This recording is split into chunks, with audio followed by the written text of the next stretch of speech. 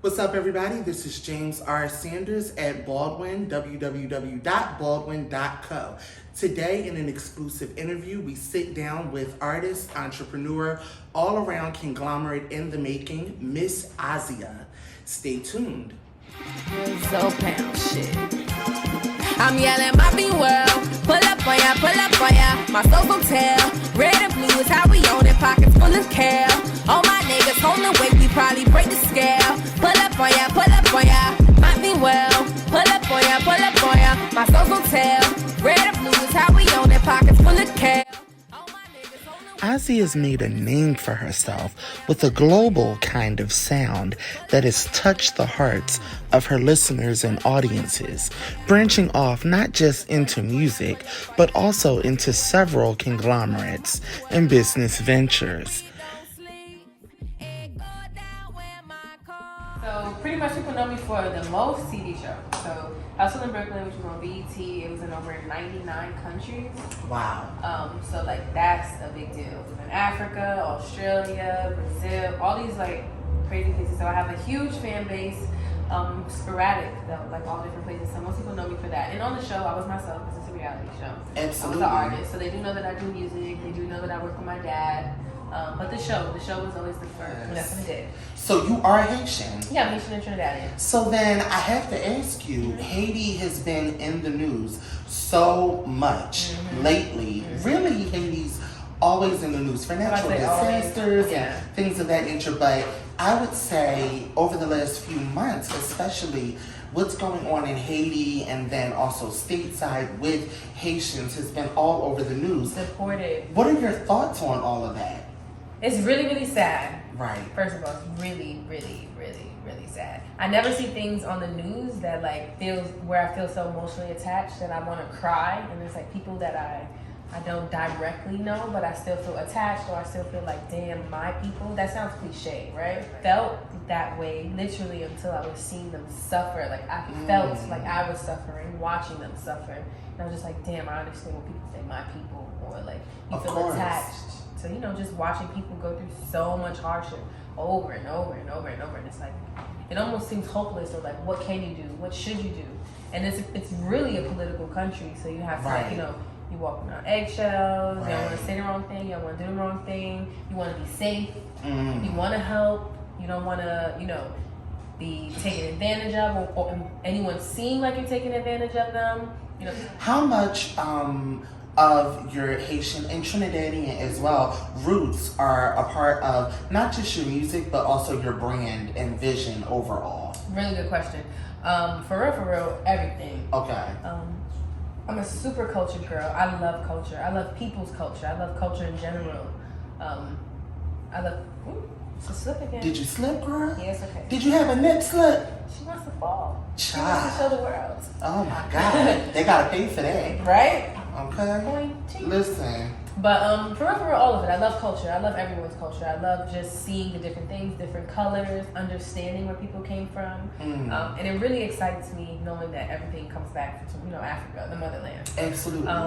It just so happened that the islands got to stay more closer or purer to their culture longer versus America. We were just a little bit more, washed out. Absolutely. Faster. Yes. So our culture's a little bit more diluted here, but we still do have our own culture. Yes. And when it comes to Haitian Trinidadian music, I like the sounds, I like the flow, I like the vibe, the feel.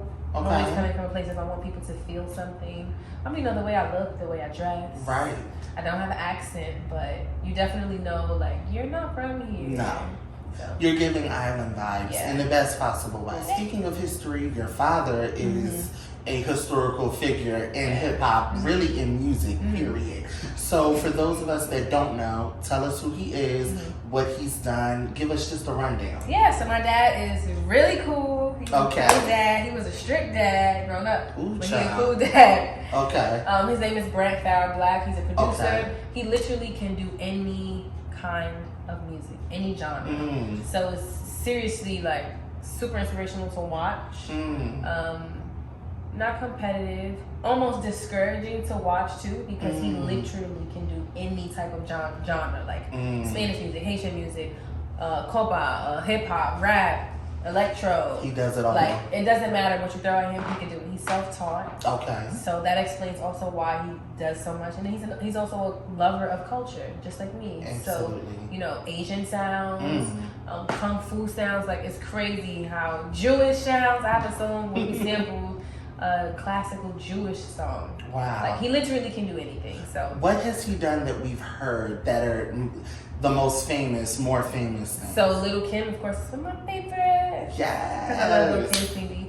Okay. He did, I think, 2 songs on Hardcore, if I'm not mistaken, Mafia Land. I don't remember the other one. Oh, He's okay. worked with Lost Boys, Total. Wow. Biggie. He's worked with Christina Aguilera, Janet Jackson. Wow. He's dope. My dad is cool. As an artist, though, and an artist who's a child of like a heavy hitter in the industry, do you sometimes feel that pressure that T.I.'s children talk about and the Simmons children talk about? Because essentially you're in the same boat, and then coming from Brooklyn, where already if you are a musician, legends are made. coming right. So, is there pressure there, and how do you handle that? It's more pressure not because he's just so good, but because he's a father first. Okay. So it's never coming from a place of a stranger telling you, hey, you have to do this, it needs to get done properly. Or no. It's like your dad telling you, your friend telling you, or somebody who's been doing it longer than you. So there's already a tension of, you're not listening to me, and I'm your dad, 5 so you different have to people listen in to one. me. Right, so there's the seniority and the creative control because he's been doing it longer, and then just wanting to give advice. And, just trying to cradle your kid. You don't want them to lose. You want them to win. So yes, pressure all the time. I hear you. So tell us about this new single that you have. Tell us about the project that you've been working on overall. Dope. So the newest single I'm coming out with is called Romantic Call. Okay. It's a spin on Patra's Romantic Call, of Ooh, course. Yes. not Petra, honey. Yes. Okay. So you can bust a wine and feel good. Listen, well, the last time I did that, I almost sprained my ankle, but that's for the other people. It's a good sprain, yeah. Maybe it'll bring me some money. But go ahead, yeah. So it's definitely cultural. I wanted to tap back into that. A lot of my other music, it falls in a lot of different other genres. Clearly, because my dad can do other genres. So sticking to one sound has always been a challenge for me, which is a good challenge because it shows how versatile I am. Absolutely. But for people trying to dissect you or understand you as an artist or get into you, it's harder because something's always different, something's always changing. So I wanted to come back to my roots. I wanted to, just be able to wake up and be me, not have to think about what I wanted to put out into the world. I just kind of wanted to be allowed to be free. Absolutely. And just be myself. And I'm cultural every day. I'm reading every day. I'm listening to some type of West Indian music at some point in the day. I only want to eat certain types of food. I just wanted to come out with new music that represented me every day. Okay.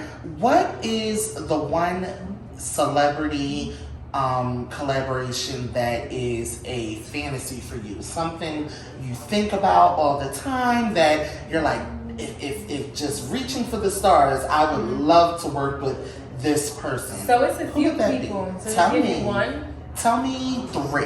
Okay, cool. Lit. Alright, so they come in different categories to me. Okay. Super producer. I have 3 super producers, but I'll give you one. Okay. I have 3 super artists, but I'll give you one. Okay. And then, rappers and artists, I guess we'll just do a rap category. Okay. Rap category, it's a tie between Jay-Z and Drake.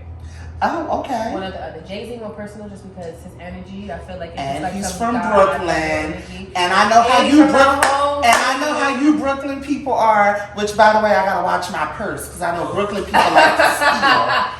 I know in Brooklyn they like to rob and steal. I'm not I'm not cashing no money orders and sending them to Iraq. I know you Brooklyn scammers, honey. Yes, you won't trick me. You're funny. Yes. Like you're not lying. Okay, I know. But yeah, so that's the real hustle in Brooklyn. It is. Okay. Where do you see your sound going? How do you want to evolve it?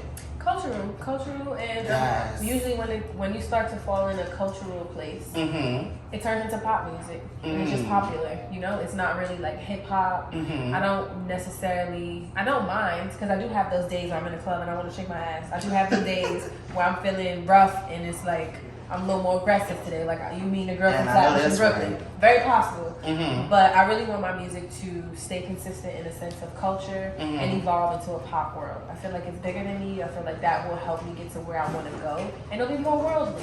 Absolutely. Now, you've done Hustle in Brooklyn, a TV show. Mm-hmm. Would you ever consider, and we know music is your thing, culture, Acting. but would you consider, because you're pretty and like, listen, the people like looking at people that look good. That's true. So, I mean, it just is what it is. That's true. So would you consider acting, and then also, would you consider ever, if the opportunity fit and made sense, would you consider going back to reality TV? Good question. So I would have to see what the opportunity says. Mm-hmm. I wouldn't completely just say, oh no, I would never do reality TV again. And I wouldn't just say, oh yes, I would do reality TV again. Because we know like that comes with things. Yes. It does. It definitely comes with things. Yes. I would absolutely love to be a mainstream actress. That's actually a part of one of my goals. It's on my vision board. Okay. It's something that's new. So I just did an independent film. It didn't come out fully yet, but yeah, so that was the first time I ever did anything like that. Okay. It was a learning experience, and I really just want to take my time with the acting craft and not just like cheat, you know? So school, take classes, you know, take my steps up, put my hours in. They say you 10,000 hours, I need to put my hours in. But I would love to be considered as an actress. Yes. I love that. Tell us where we can follow you on all platforms that you're on. Definitely. So I have a website, which directs you to everything. I am Azia.com. IamAzia.com. Yep, All right. IamAzia.com. My Yes. Instagram is azia.iam. Okay. Twitter's the same. YouTube's the same. Okay. Or you could just Google me. I'll pop up. Ooh, Google me. I'll pop up. I know that's right, but I keep a receipt too. You should. Every now and then. All right. Well, thank you so much. Thank It was you. a pleasure. Yes, do we hug? Yes, we can hug. But make sure you don't pop. Mwah. Because, girl, you know they close them up now, child. They just All want right. to be seen today. Girl, I should have brought pasties. I wasn't thinking. That would have been. Thank you so much for tuning in. Be sure to follow us on Instagram at Medium for Baldwin and visit our website at www.thebaldwin.co. Again, this is James R. Sanders. Good evening.